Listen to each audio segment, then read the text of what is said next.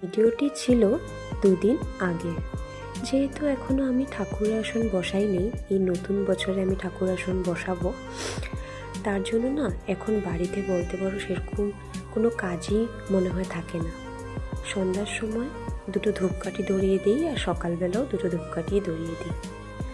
তারপর একটু শুয়েছিলাম আমি, উঠতে উঠতে না 6টা বেজে গেছে।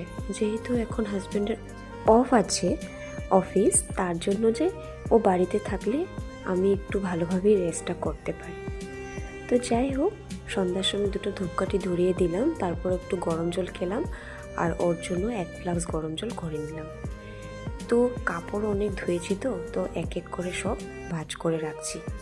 তো সন্ধ্যার সময় কি বানানো যায়, সব দিন তো ওকে আমি রুটি সবজি এগুলোই দিই।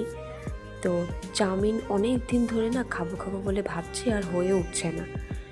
তো যাই হোক, তো চাউমিন বানিয়েছিলাম, সব সবজি টবজি দিয়ে চাউমিন বানিয়েছিলাম। চাউমিনটা না আমার আর আমার হাজব্যান্ডের দুজনেরই খুব ফেভারিট। বাইরে কোথাও গেলে রেস্টুরেন্টের থেকে চাউমিনটা আমরা একটু কমই অর্ডার করি, খুব তেল দিয়ে বানায় তো ওগুলো খেলে না পেটে অনেক অসুবিধা দেয় আমাদের দুজনেরই।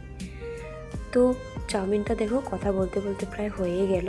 তারপর আমি চাউমিনগুলো সব ভালোভাবে দিয়ে দেব। আর ক্যাপসিকাম দিলে চাউমিনের মধ্যে আমার খুব বেশি ভালো লাগে খেতে। তো বানানো হয়ে গেল দেখো।